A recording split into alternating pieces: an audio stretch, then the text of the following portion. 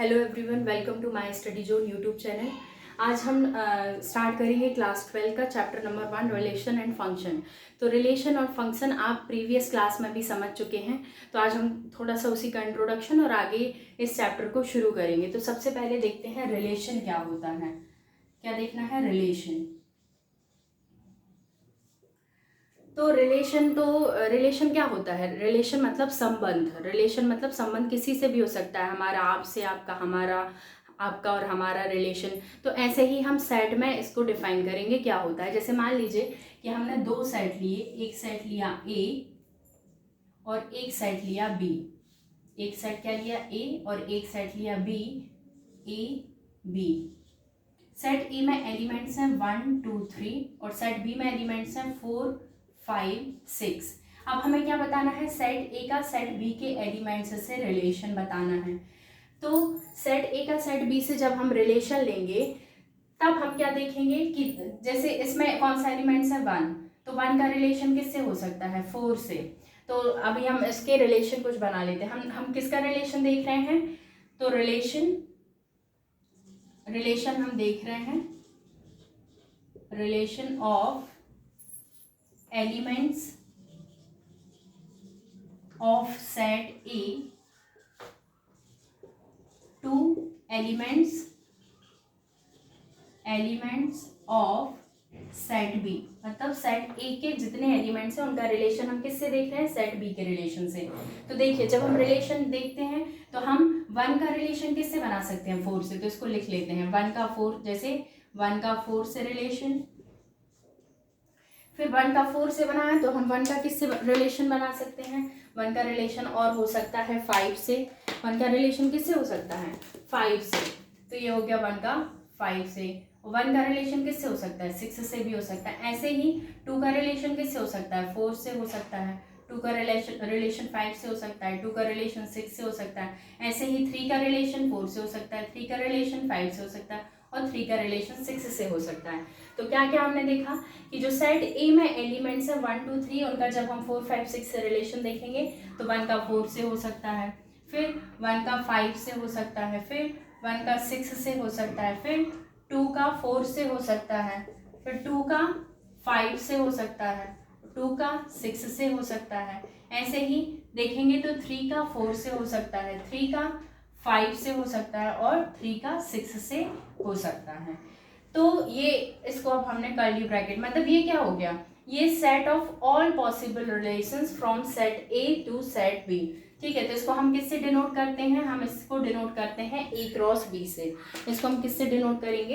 ए cross B से। ए cross B, A cross B, इसको क्या बोलते हैं हम? Cartesian product. क्या बोलते हैं? Cartesian product.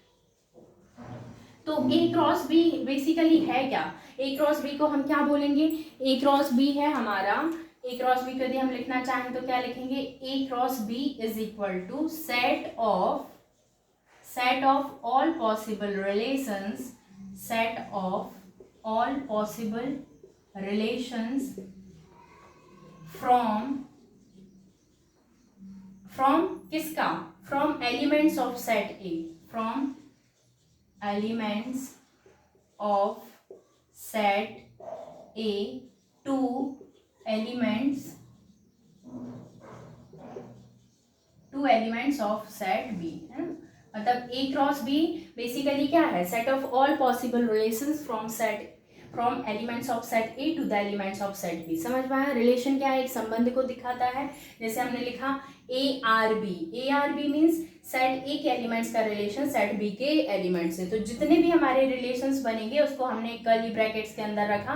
मतलब जो ए क्रॉस बी है वो भी एक सेट मिल गया हमको। और ए क्रॉस बी किसका सेट है? ऑल पॉसिबल रिलेशंस का है from the elements of set A to the elements of set B. तो ये हो गया आपका ए क्रॉस बी। अब इसके बाद बात करते हैं हम, जैसे मान लीजिए कि हमने एक रिलेशन डिफाइन किया। हम एक रिलेशन डिफाइन करते हैं R1।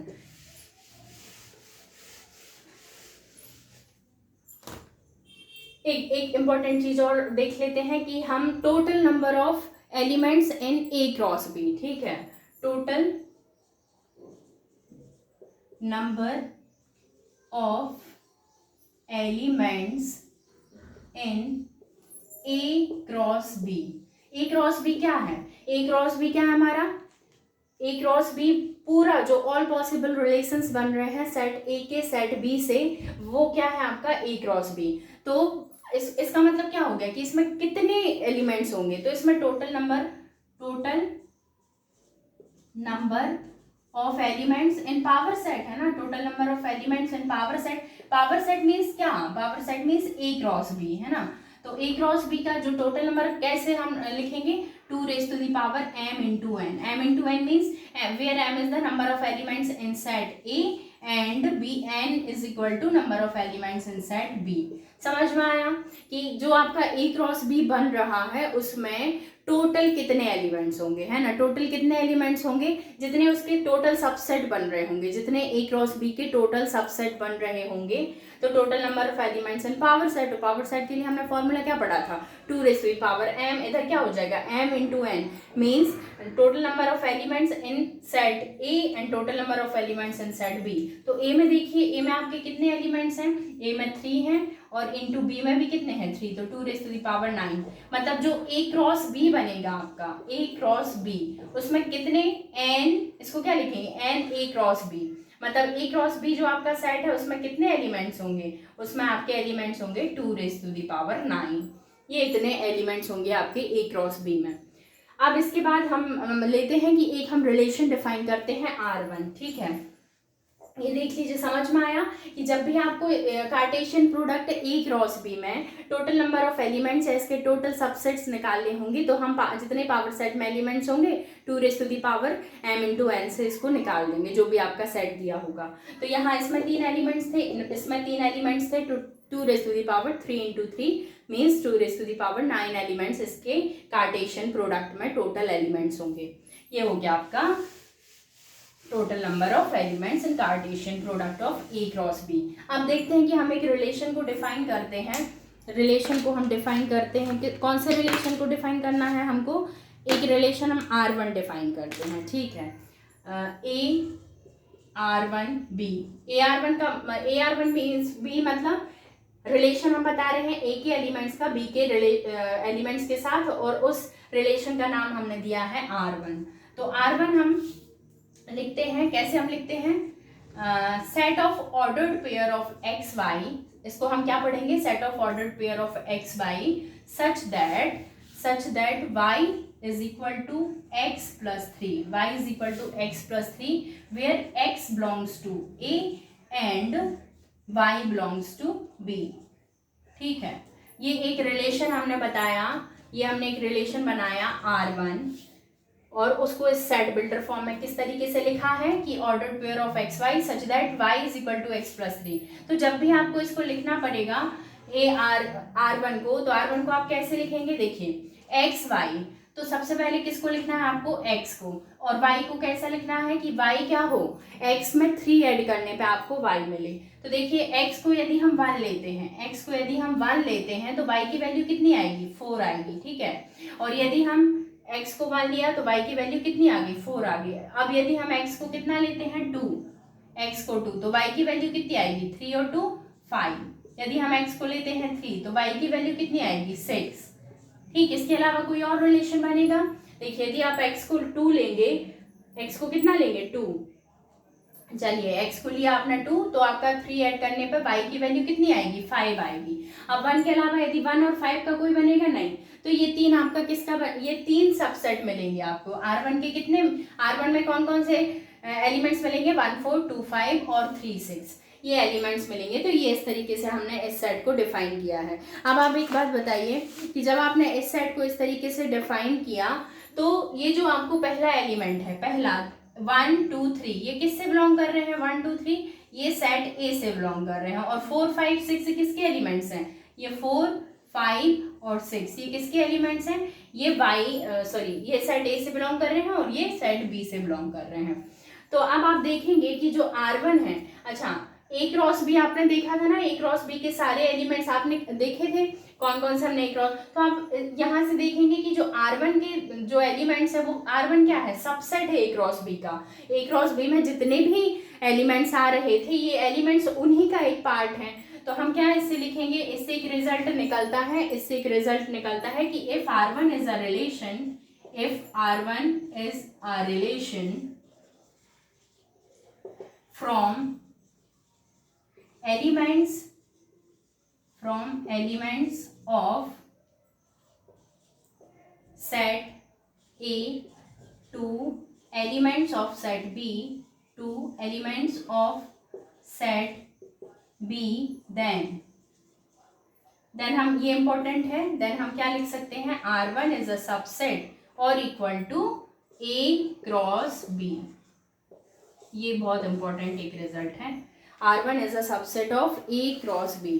ठीक है, समझ में आती है बात, क्या करना है, R1 is a subset of A cross B, क्योंकि ये जो R1 हमने रिलेशन निकाला, ये सारे एलिमेंट्स किसके हैं, इसके Cartesian product A cross B के ही एलिमेंट्स में से है ना ये तीन।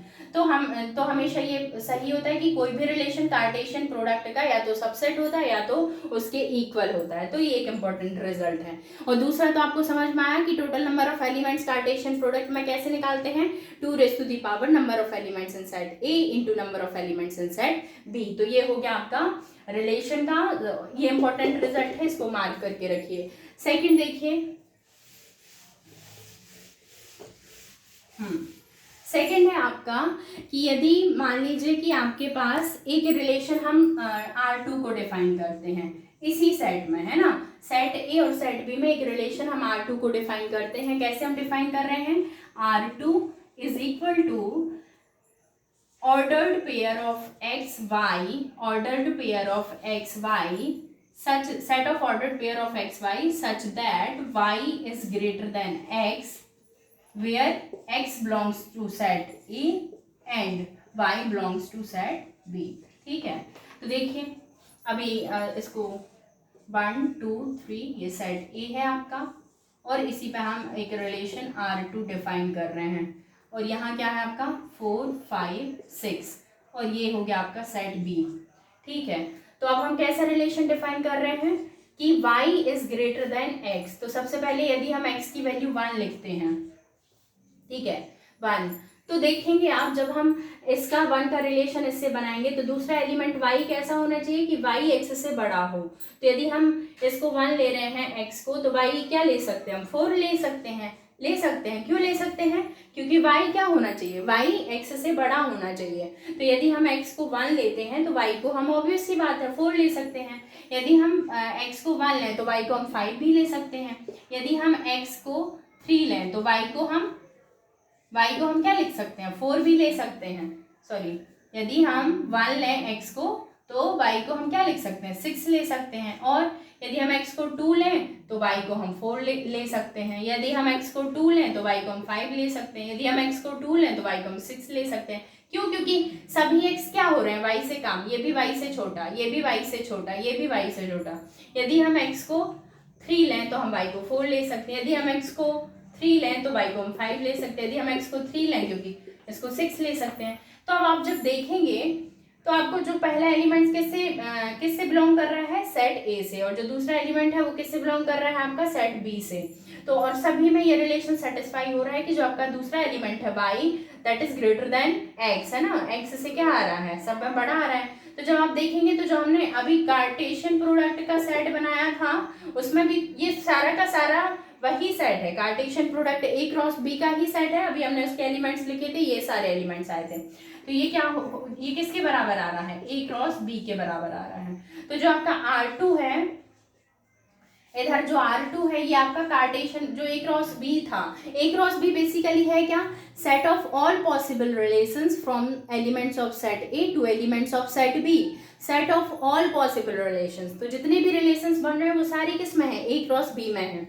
तो A क्रॉस B में जो एलिमेंट्स हैं वही आपके किस रिलेशन में आ रहे हैं R2 में भी आ रहे हैं, R2 में भी वही सारे रिलेशंस आ रहे हैं जितने पॉसिबल रिलेशंस इन दोनों सेट के एलिमेंट्स के बन पा रहे हैं। इसका मतलब क्या हो गया कि जो आपका जो A क्रॉस B है मीन जो set of all possible relations है वो किसके इक्वल है R2 के बराबर है। तो इस R2 को हम इस केस में जब आपका एक Cartesian product A cross B के इक्वल आपका कोई रिलेशन निकल आता है तो उस रिलेशन को हम बोलते हैं यूनिवर्सल रिलेशन।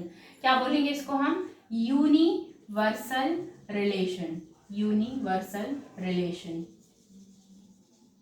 ओके, तो ये हो गया आपका R2 is equal to A cross B, that is universal relation.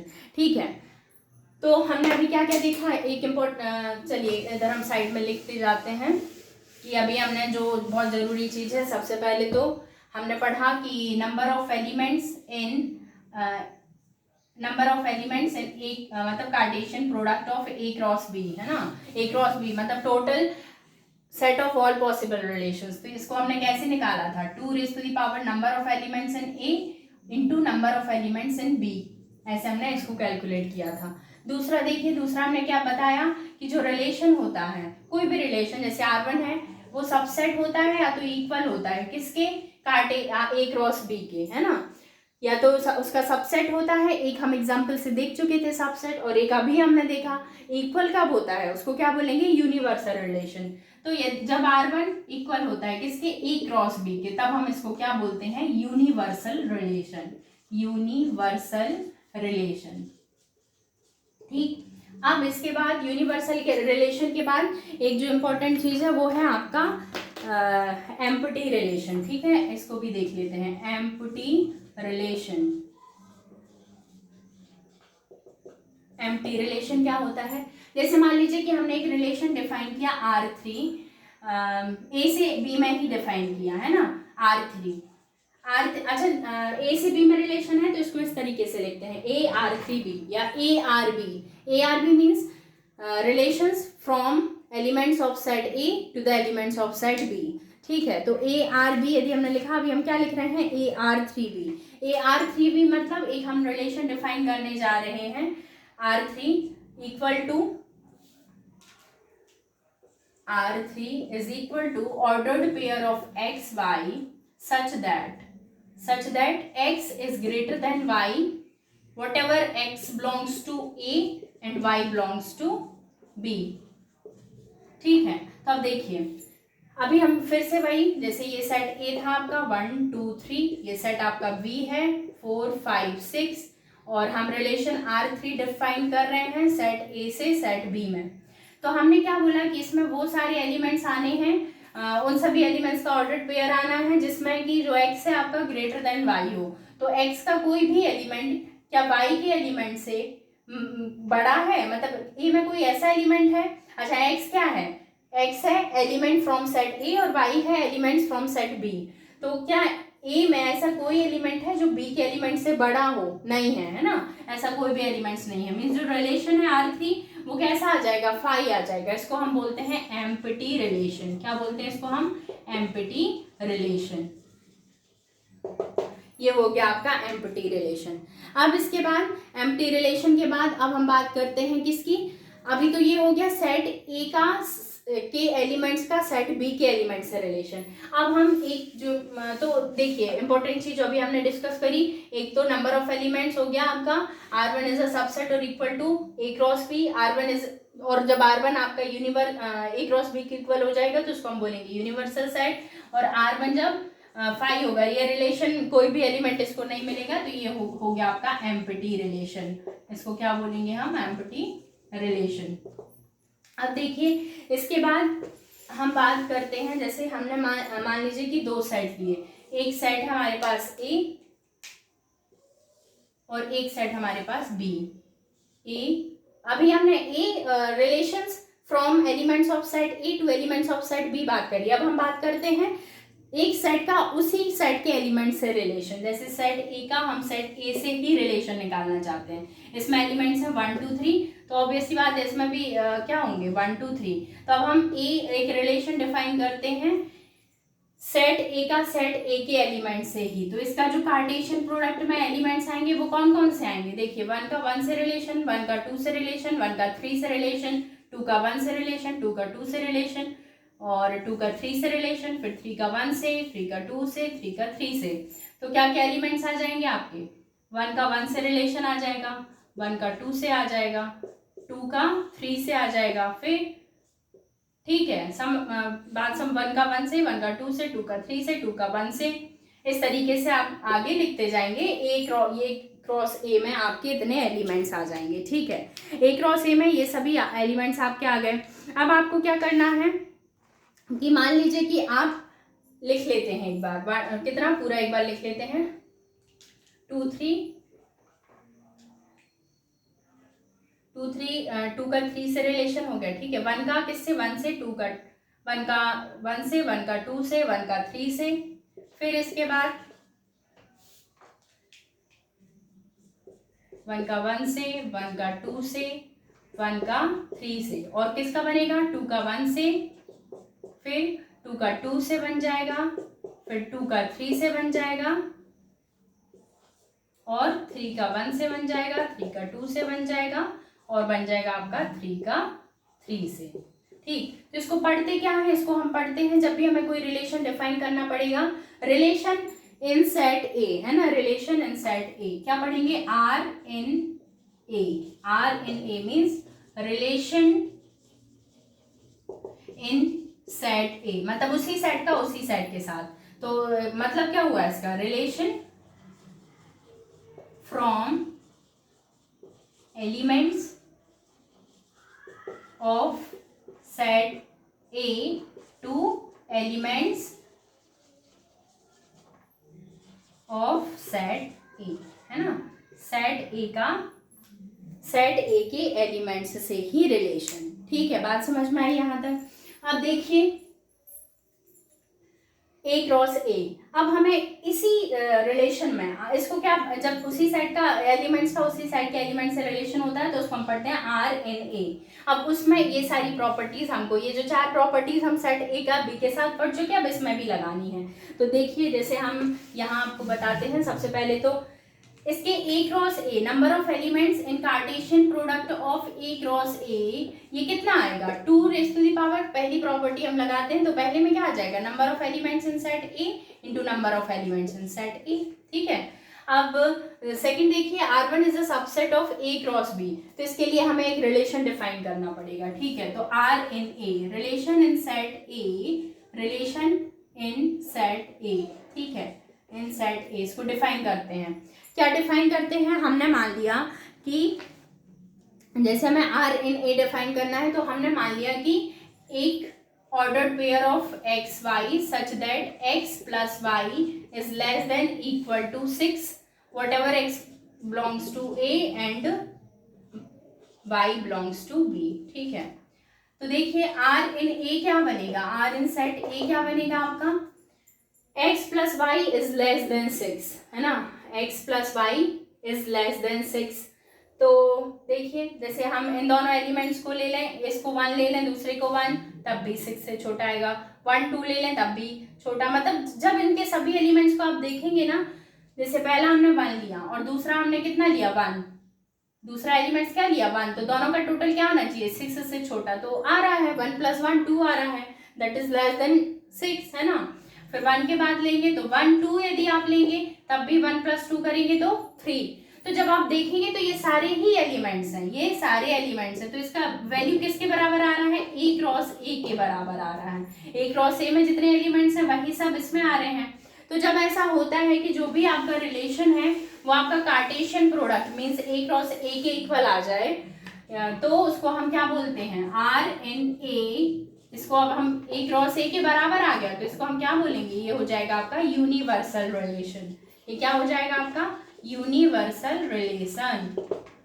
और यदि एम्प्टी रिलेशन की बात करनी है, यदि हम एम्प्टी रिलेशन निकालना चाहें तो एम्प्टी रिलेशन क्या हो जाएगा, सिंपली इसी को हम क्या लिख देंगे कि ordered pair of x y such that, जैसे अभी x plus y is less than equal to 6 है तो इसको हम लिख देंगे x plus y is greater than 6 whatever x belongs to A and y belongs to B। तो देखिए x plus y is greater than 6, तो जब आप देखेंगे ना x plus y,